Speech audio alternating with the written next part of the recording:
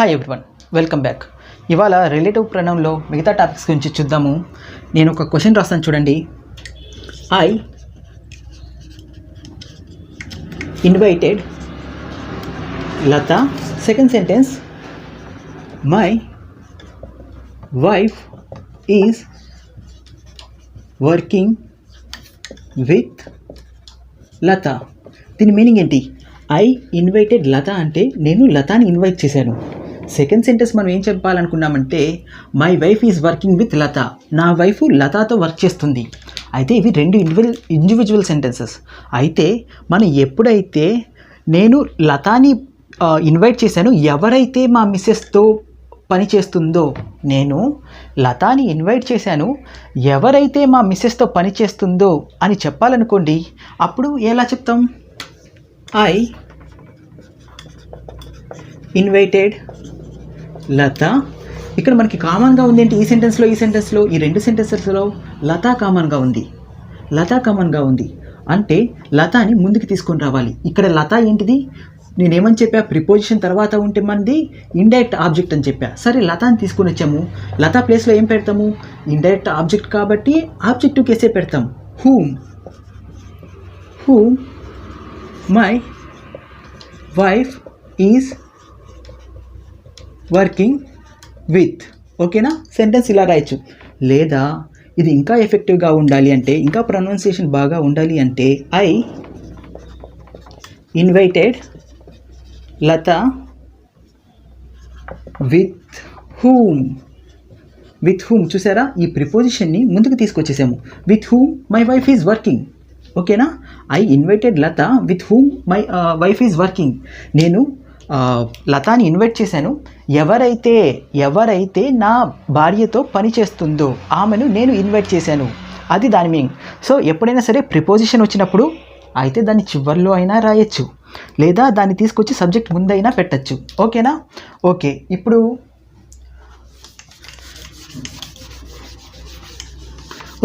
Which that గురించి చూద్దాం.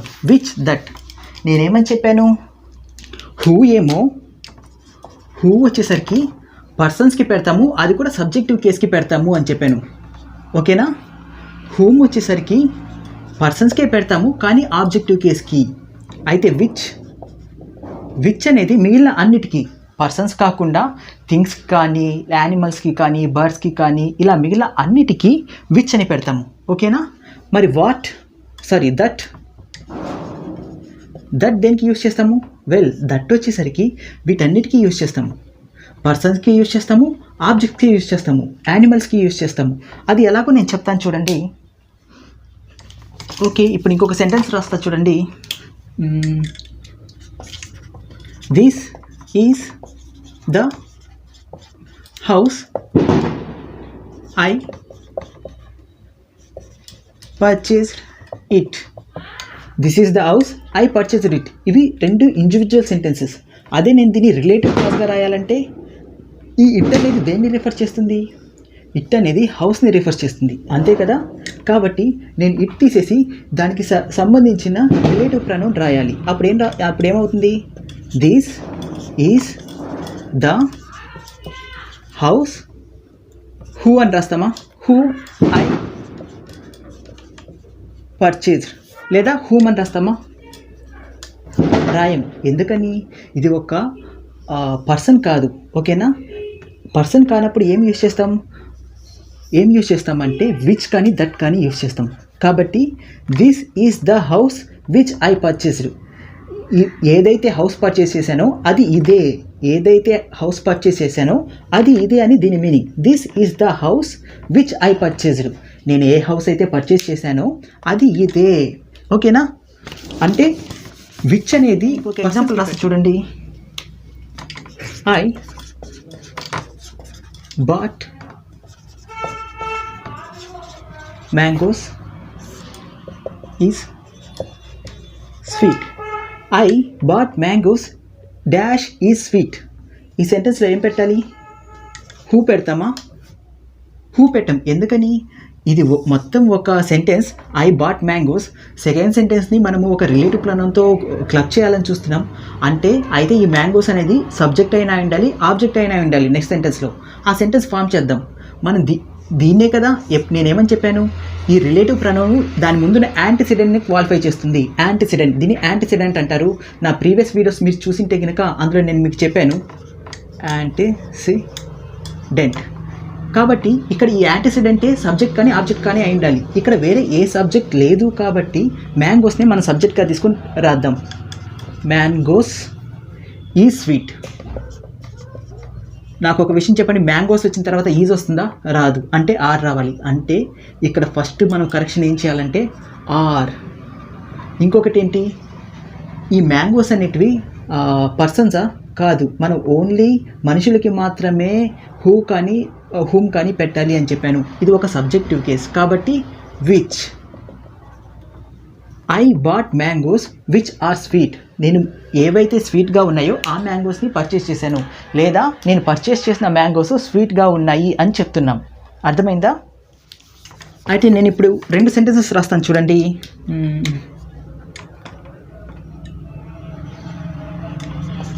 The dog is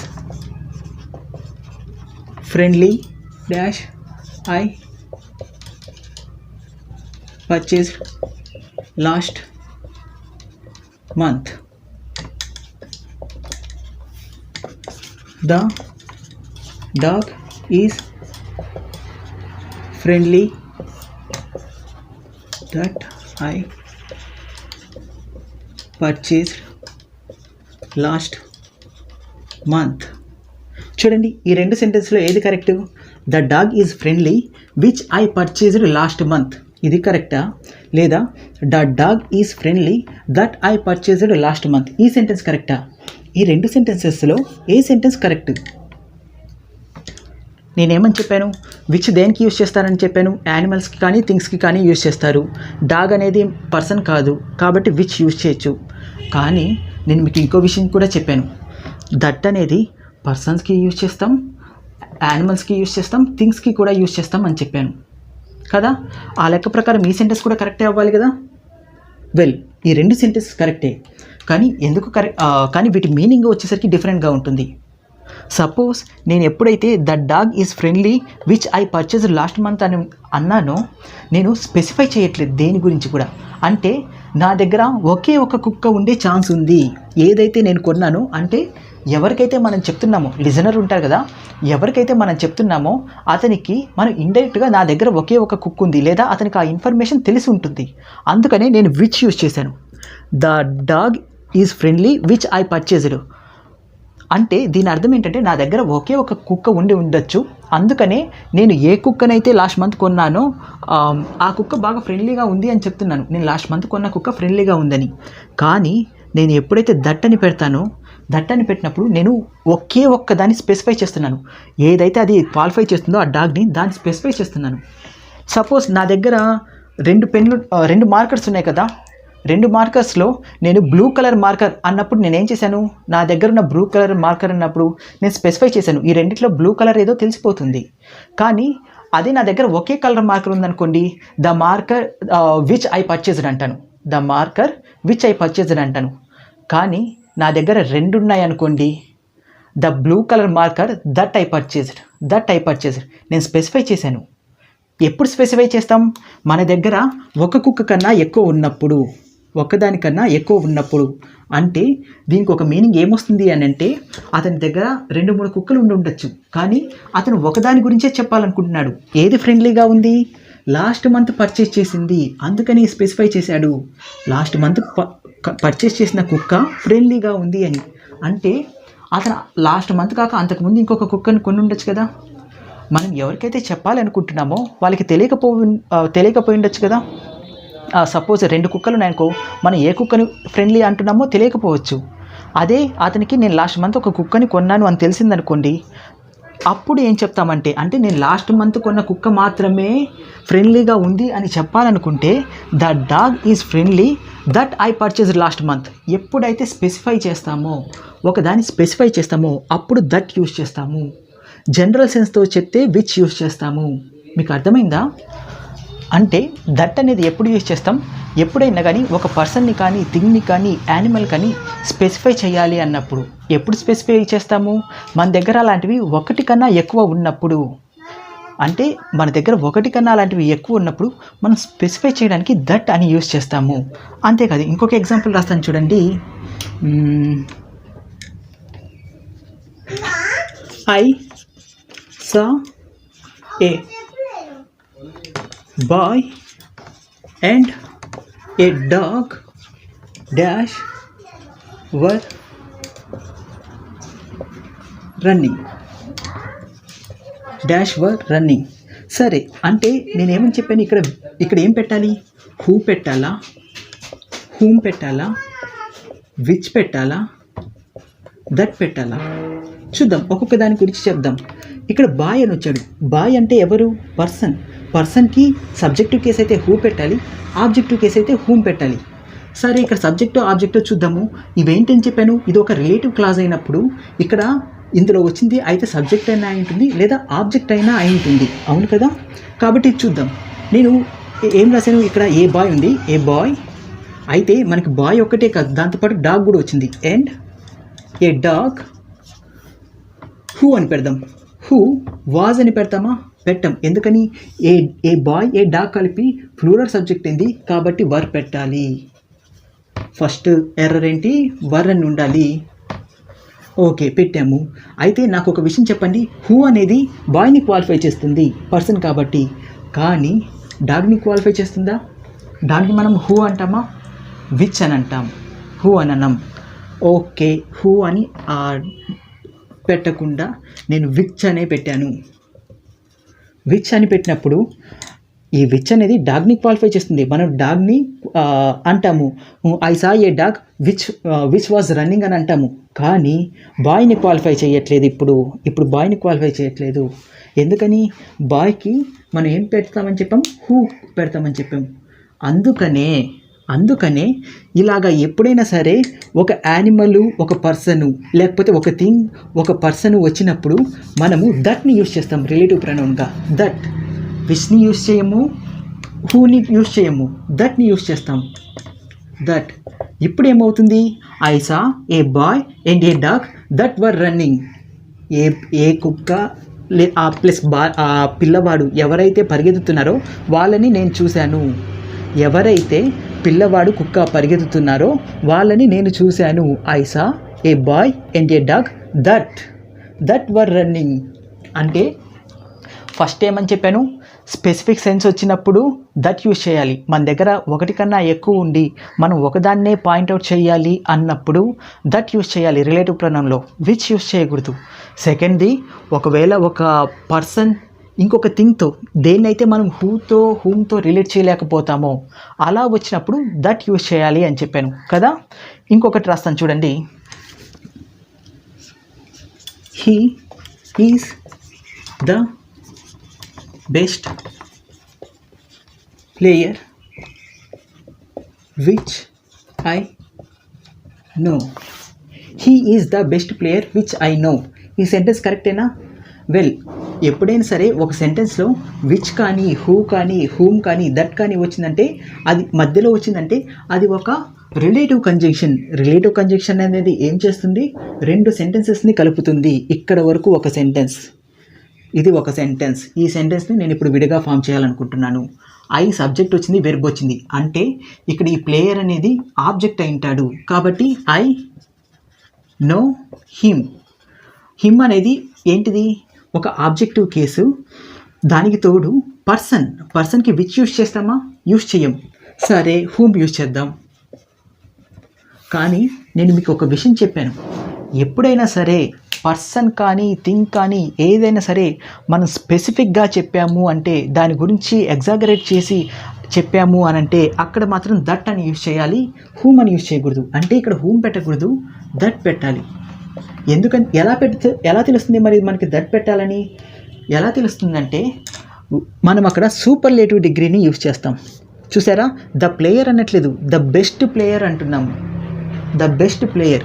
ఇంకొక ఎగ్జాంపుల్ రాస్తాను చూడండి. This is the best book dash I like. This is the book dash I like. ఈ రెండింటికి డిఫరెన్స్ ఏంటి? దిస్ ఈజ్ ద బుక్ అన్నప్పుడు మనం సూపర్లేటివ్ డిగ్రీని ఎక్కడా యూజ్ చేయలేదు, కానీ ఇక్కడ చూస్తే మనం సూపర్లేటివ్ డిగ్రీని యూజ్ చేసాం. ఎప్పుడైతే సూపర్లేటివ్ డిగ్రీని యూజ్ చేస్తామో అప్పుడు అక్కడ దట్ అని పెట్టాలి. This is the best book that I like. This is the book which I like పెట్టినా సరిపోతుంది, లేదా దట్ ఐ లైక్ అయినా పెట్టచ్చు. కానీ మనం అప్పుడు ఎవరైతే లిజనర్ ఉన్నారో వాళ్ళకి మనం పాయింట్అవుట్ చేయాలి దాన్ని ఏదో ఒక రకంగా, నేను దాని గురించే మాట్లాడుతున్నాను అని. ఒకవేళ అలా పాయింట్అవుట్ చేయకపోతే నా దగ్గర ఆ ఒక్క బుక్కే ఉంది, దాన్ని నేను ఇష్టపడుతున్నాను అని అర్థం వస్తుంది. వెల్, నేను మీకు ఒక ఎగ్జాంపుల్ చెప్తా చూడండి, విచ్ ఎప్పుడు యూజ్ చేయాలి, దట్ ఎప్పుడు యూజ్ చేయాలి అని. సపోజ్ మీ దగ్గర 2 బైకులు ఉన్నాయి. 2 బైకులు ఉంటే మీ ఫ్రెండ్కి తెలుసు మీ దగ్గర 2 బైకులు ఉన్న విషయం కూడా మీ ఫ్రెండ్కి తెలుసు. అయితే మీకు అందులో ఒక బైక్ నచ్చలేదు నాకు అని చెప్పాలని అనుకుంటున్నారు, ఒక బైకు నాకు నచ్చలేదు అని చెప్పాలనుకుంటున్నారు. అయితే ఎలా చెప్తారు? I don't like the bike అన్నారనుకోండి, మీ దగ్గర ఎన్ని బైకులు ఉన్నాయి? 2 ఉన్నాయి. వాడు ఏమని అడుగుతాడు? ఏ బైక్ నచ్చలేదు అని అడుగుతాడు కదా. అప్పుడు ఏం చేయాలంటే, ఎప్పుడైతే మీరు పాయింట్అవుట్ చేస్తున్నారో I don't like the bike that I purchased last month అంటే ఒక బైక్ లాస్ట్ మంత్ కన్నా ముందు కొన్నాను, ఒకదాన్ని నేను స్పెసిఫై చేస్తున్నాను కాబట్టి దట్ ఐ పర్చేజ్డ్ అని పెట్టాను. అలా కాకుండా నా దగ్గర ఒకే బైక్ ఉందనుకోండి, I don't like the bike which I purchased. ఇక్కడ నేను పాయింట్అవుట్ చేయట్లేదు కాబట్టి విచ్ యూస్ చేస్తే సరిపోతుంది. ఎప్పుడైతే స్పెసిఫిక్గా చెప్పాలో అప్పుడు దట్ యూస్ చేస్తాం. అంతేకాదు, ఇవే కాదు, ఇంకొక ఎగ్జాంపుల్ రాస్తాను చూడండి. He gave the little money he had. Well, ఇక్కడ ఏదైనా సూపర్లేటివ్ డిగ్రీ ఉందా? ఉంది. ఎలా అంటే ఇది స్పెసిఫై చేస్తుంది. అతని దగ్గర ఉన్న ఆ కొంత మొత్తాన్ని నాకు ఇచ్చేశాడు కాబట్టి ఇక్కడ విచ్ అనకూడదు, దట్ అనాలి. వెల్, మీకు ఎలా తెలుస్తుంది దట్ అనాలా ఇక్కడ ఇది పెట్టాలి అని? అలాగా నేను కొన్ని యాడ్జెక్టివ్స్ రాస్తాను చూడండి. అవి వచ్చినప్పుడు ఒకటి సూపర్లేటివ్ డిగ్రీ వచ్చినప్పుడు అది మనకు అందరికీ తెలుస్తుంది. టాలెస్ట్, స్ట్రాంగెస్ట్, బెస్ట్, ఇవి మొత్తం. అది కాకుండా మిగతావి the little, the few, the only, all, ఇలా the little, the few, the only, all ఇలాంటివి వచ్చినప్పుడు మొత్తం కూడా మనం దట్ అనే యూజ్ చేస్తాం. ఎందుకంటే ఇవి తన దగ్గర ఏముందో అది మొత్తాన్ని స్పెసిఫై చేసేస్తుంది, మొత్తం కలిపి. అలాంటి సెన్స్లో కూడా దట్ అని పెట్టాలి, విచ్ అని పెట్టకూడదు. అర్థమైందా? ఇంకొక ఎగ్జాంపుల్ రాస్తా చూడండి.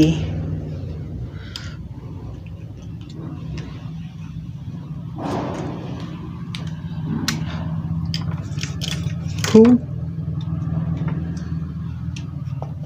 Is he dash married Geeta. ఇక్కడ ఏం పెడతాం? ఇక్కడ హూ పెడతామా, లేకపోతే హూమ్ పెడతామా, విచ్ పెడతామా, దట్ పెడతామా? నేనేమని చెప్పాను? ఎప్పుడైనా సరే ఒక రిలేటివ్ కంజంక్షన్ మనం యూజ్ చేస్తున్నాము అని అంటే 2 సెంటెన్స్ని జాయిన్ చేస్తున్నాం. ఒకటి హూ ఈజ్ హీ, రెండోది హూ మ్యారీడ్ గీత. ఇదే కదా హూ మ్యారీడ్ గీత. అయితే ఈ రెండింటిని మనం హూతో జాయిన్ చేయొచ్చు. కానీ మీరు ఒకటి అబ్జర్వ్ చేస్తే ఇక్కడ హూ వచ్చింది, రిలేటివ్ కంజంక్షన్లో కూడా హూ వచ్చింది. Who is he, who married Geetha. Who is he అనే ఒక క్వశ్చన్ వేస్తున్నాము, మళ్ళీ హూ మ్యారీడ్ గీత అనే ఇంకొక క్వశ్చన్ వేస్తున్నాము. కానీ మనం పాయింట్అవుట్ చేయాల్సింది ఎవరిని? ఇతన్నే, ఇదే పర్సన్ని పాయింట్అవుట్ చేయాలి. కానీ ఇక్కడ 2 క్వశ్చన్స్ లాగా మనకు కనిపిస్తున్నాయి. Who is he, who married Geeta అంటే హూ ఈజ్ హీ అని ఒకరిని అడుగుతూ హూ మ్యారీడ్ గీత అని ఇంకొక క్వశ్చన్ వేస్తున్నట్లుగా మీనింగ్ వస్తుంది. అందుకనే ఇలా వచ్చినప్పుడు కూడా మనం హూ అని పెట్టాం, దట్ అని పెడతాం. Who is he that married Geeta అంటే ఈ దట్ అనేది దీన్ని రిఫర్ చేస్తుంది. ఎవరైతే గీతని పెళ్లి చేసుకున్నారో అది ఎవరు అని అడుగుతున్నాము. అర్థమైందా? సో నేనేమని చెప్పాను? దట్ని ఎప్పుడెప్పుడు యూజ్ చేయాలని చెప్పాను? ఫస్ట్ది ఒక ఏదన్నా సరే ఒక థింగ్ని స్పెసిఫిక్గా మనం చెప్పినప్పుడు అక్కడ 2-3 ఉండి ఒకదాన్ని పాయింట్అవుట్ చేయాలి అన్నప్పుడు దట్ యూస్ చేస్తామని చెప్పాను. సెకండ్ది సూపర్లేటివ్ డిగ్రీ వచ్చినప్పుడు. థర్డ్ది ద లిటిల్ కానీ, ద ఫ్యూ కానీ, లేకపోతే ద ఓన్లీ కానీ, ద సేమ్ కానీ, ఆల్ కానీ ఇలాంటివి ఉన్నప్పుడు మనము దట్ యూస్ చేస్తాము. ఇంకొకటి హూ 2 సార్లు రిలేటివ్ కంజంక్షన్ ఒకటే వచ్చినప్పుడు, ఇక్కడ హూ వచ్చి ఇక్కడ హూ వచ్చినప్పుడు కూడా మనం దట్ని యూస్ చేస్తాము. ఇంకొకటి ఎప్పుడు యూస్ చేస్తాము, ఒకటి పర్సన్ వచ్చి ఇంకొకటి యానిమల్ కానీ థింగ్స్ కానీ వచ్చినప్పుడు కూడా మనం దట్ని యూస్ చేస్తాము. వీటి మీద ఇంకా ఎక్కువ ఎగ్జాంపుల్స్ నేను ప్రాక్టీస్ సెషన్లో మీకు చెప్తాను. ఈ వీడియో మీకు నచ్చితే గనక లైక్ చేయడం, షేర్ చేయడం మాత్రం మర్చిపోకండి. Thank you.